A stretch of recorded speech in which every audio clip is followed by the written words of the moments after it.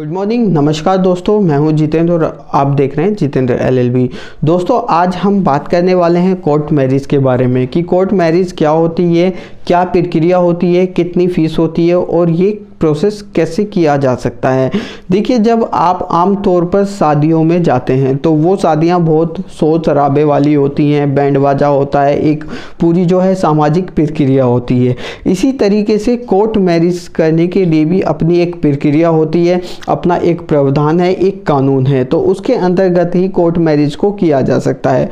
तो आज इस वीडियो में पूरी जानकारी हम जानेंगे कि कैसे कोर्ट मैरिज का प्रोसेस होता है, ये क्या होती है और कैसे काम करती है। इसके लिए आपको पूरी वीडियो देखनी होगी। जो लोग नए हैं वो चैनल को सब्सक्राइब करके साथ में बेल आइकन को प्रेस भी कर सकते हैं, जिससे कि आने वाली सभी वीडियो की नोटिफिकेशन आप तक पहुंच जाएंगी। दोस्तों, अब बात करते हैं कि क्या होती है कोर्ट मैरिज और कोर्ट मैरिज जो है किस तरीके से काम करती है। देखिए, ये जो शादी होती है वो आम सामुदायिक शादियों से अलग होती है। इस शादी को पूर्ण करने के लिए, इस कोर्ट मैरिज के प्रोसेस को पूरा करने के लिए हमें कोर्ट में एक आवेदन देना होता है। मैरिज रजिस्ट्रार के सामने एक आवेदन करना होता है, एक प्रोसेस को फॉलो करना होता है। इसमें किसी भी बैंड बाजे या शोर शराबे की आवश्यकता नहीं होती है। ये शादी बिल्कुल सिंपल तरीके से अदालत में इसकी प्रक्रिया को पूरा किया जा सकता है। हम आपको बता देते हैं, ये किसी भी समुदाय या धर्म या कोई भी व्यक्ति, दो लोग कर सकते हैं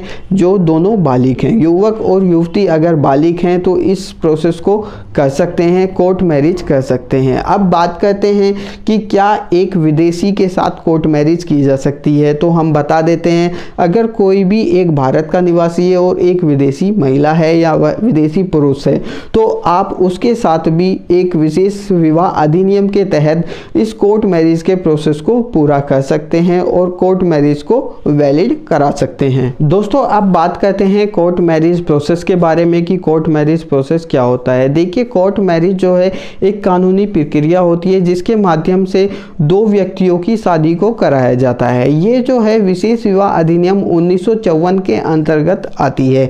इसमें दो बालिग व्यक्ति यानी कि एक लड़का और एक लड़की को शामिल किया जाता है और इस प्रोसेस को करा दिया जाता है, यानी कि इस विवाह को करा दिया जाता है। इस विवाह को करने से पहले आपको जो है मैरिज रजिस्ट्रार के अंडर पहले आपको आवेदन करना होता है, इस प्रोसेस को स्टार्ट करना होता है।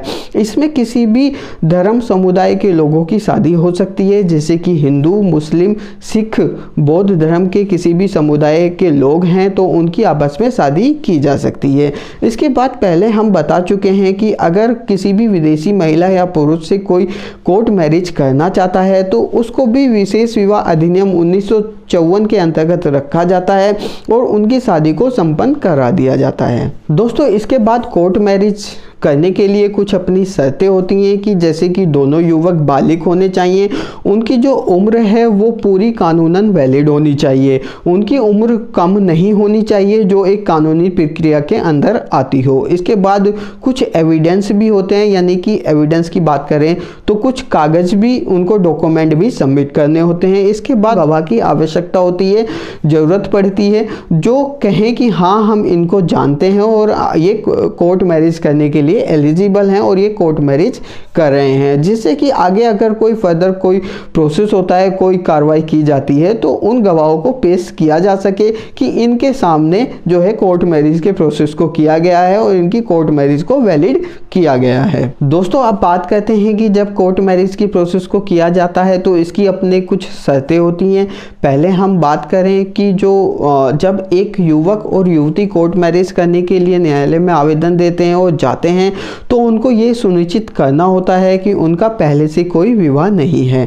अगर ऐसा कोई केस होता है तो उसका कोर्ट मैरिज के जो रजिस्ट्रेशन है उसको खारिज कर दिया जाता है। अगर पहले से उनका कोई विवाह हुआ है, दोनों में से किसी का भी, तो उनका वो विवाह वैलिड ना हो, यानी कि उनका डिवोर्स हो चुका हो या कुछ इस तरह के उनको पुख्ता सबूत देने होते हैं। दोस्तों, इसके बाद इस शर्त में ये भी दिखाना होता है कि अगर उनका पहले से कोई विवाह हुआ है तो उसमें से पति या पत्नी जो पहले विवाह हुआ है वो जीवित ना हो। इसके अलावा वो शादी वैलिड ना हो। ये भी जो है दोनों पक्षों को अदालत के सामने सुनिश्चित करना होता है। दोस्तों, सेकंड शर्त की बात करें तो ये शर्त जो है लीगली रेडी के नाम से जानी जाती है। इसका क्या अर्थ होता है, लीगली रेडी कितनी मायने रखती है और किन पर रखती है, वो बात करते हैं। देखिए, लीगली रेडी का अर्थ होता है कि जो कोर्ट मैरिज है वो किसी भी सगे संबंधी में नहीं हो सकती, यानी कि जो आपस में एक ब्लड रिलेशन रखते हो वो नहीं हो सकती। जैसे बात करें कि बुआ, मामा या बहन, इन जो ये पक्ष हैं इनमें से कोई भी संबंध नहीं होना चाहिए, उनमें जो है कोर्ट मैरिज नहीं की जा सकती। इसके अलावा ये जो नियम है केवल हिंदुओं पर लागू होता है, इस नियम को मुस्लिमों पर लागू नहीं किया जाता है। दोस्तों, इस नियम में जो है दोनों पक्षों को अपनी सहमति देनी होती है, उससे संबंधित जो है सारे दस्तावेजों को जो है डॉक्यूमेंट को अदालत के सामने रखना होता है और ये सुनिश्चित करना होता है कि हमारा आपस में इस तरह का कोई भी संबंध नहीं बनता है। इसके बाद बात करें तीसरे पॉइंट के बारे में, जो है उम्र का, यानी कि एज का। एज इसमें बहुत मायने रखती है। दोनों की एज जो है लीगली वैलिड होनी चाहिए। लीगली वैलिड होने का मतलब होता है अगर कोई भी पुरुष है तो उसकी एज जो है गवर्नमेंट के अकॉर्डिंग 21 साल या उससे ज़्यादा होनी चाहिए। महिला के केस में, यानी कि वधू के केस में हम बात करें तो उसकी उम्र 18 साल या उससे ज़्यादा होनी चाहिए। इसके बाद इस पॉइंट में एक चीज़ को और कवर किया जाता है कि दोनों की मानसिक स्थिति सही होनी चाहिए। मानसिक स्थिति दोनों की सुनिश्चित की जाती है कि दोनों मानसिक तौर पर स्वस्थ हैं और ये शादी करने के लिए वैलिड हैं। तो ऐसी शादी को जो है विशेष विवाह अधिनियम 1954 के तहत रखा जाता है। इसी प्रक्रिया को कोर्ट मैरिज कहा जाता है। इससे संबंधित अगर आपका कोई क्वेश्चन है या कोई सजेशन देना चाहते हैं तो आप कमेंट बॉक्स में कमेंट कर सकते हैं। वीडियो आपको अच्छी लगी है तो शेयर कर दीजिए। आप हमारे चैनल की सारी प्लेलिस्ट को चेकआउट कर सकते हैं, जिनमें हमने बहुत सारे कोर्सेज, लीगल की प्लेलिस्ट और जर्नल जो नॉलेज होती है उसकी प्लेलिस्ट अलग अलग बनाई हुई हैं। उसमें भी आप वीडियो के माध्यम से अपनी नॉलेज को बढ़ा सकते हैं, जानकारी को समझ सकते हैं। दोस्तों, अब बात करते हैं कोर्ट मैरिज प्रक्रिया के चरणों के बारे में कि इसमें जो है क्या क्या पॉइंट को कवर किया जाता है। सबसे पहले बात करें, विवाह जिला अधिकारी के पास आपको आवेदन करना होता है। सीधे शब्दों में बात करें तो आपको न्यायालय में इसके लिए एक आवेदन करना होता है, अपनी एप्लीकेशन को सबमिट करना होता है कि हम इस तारीख में विवाह करना चाहते हैं और उसके बाद जो है आपको डेट मिल जाती है। सेकंड पॉइंट की बात करें तो इसमें जो है दोनों पक्षों की साइड से एक लिखित रूप में जो है पत्र को लिखना होता है, यानी कि लिखित रूप में सुनिश्चित करना होता है कि हम कोर्ट मैरिज करना चाहते हैं। इसके बाद थर्ड नंबर पर अगर हम बात करें तो इसमें जो है जो विवाह जिला अधिकारी है उसके पास जो है अपने पूरे प्रमाण पत्र, जैसे कि अपने जो है रेजिडेंस का प्रमाण पत्र, इसके बाद कुछ आईडी प्रूफ को जमा करना होता है। इसके बाद इस प्रक्रिया को चलाया जाए। दोस्तों, अब बात करें सूचना को प्रकाशित करने वाली बात। जिस जिले के विवाह अधिकारी के सामने सूचना को पहली बार दिया गया होता है वही इस सूचना को प्रकाशित करता है। इसकी एक कॉपी को अपने जो ऑफिस में, कार्यालय में सबमिट करा देता है। इसके बाद जहां पर विवाह होना है एक कॉपी को उस स्थान पर भेजा जाता है और ये सुनिश्चित किया जाता है कि ये कोर्ट मैरिज के प्रोसेस को कराना है। दोस्तों, अब बात करते हैं कि कोर्ट मैरिज के केस में आपने देखा होगा कि कुछ समुदाय या कुछ लोग जो है कोर्ट मैरिज को बहुत ही गुप्त तरीके से करते हैं। वो क्यों करते हैं? देखिए, इसमें एक आपत्ति का भी जो है प्रावधान होता है।